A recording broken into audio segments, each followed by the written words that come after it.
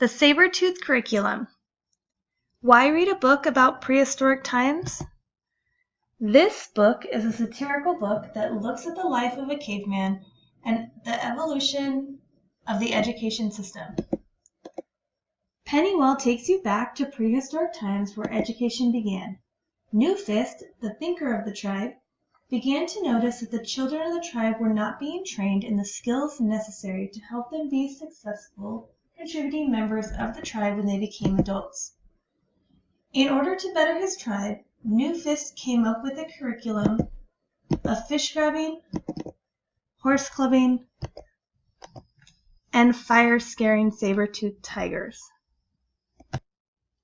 Using the concept of backward design, Newfist designed lessons with these educational goals in mind and allowed the tribe to establish a steady food supply, provide warm hide clothing, and remain safe and alive.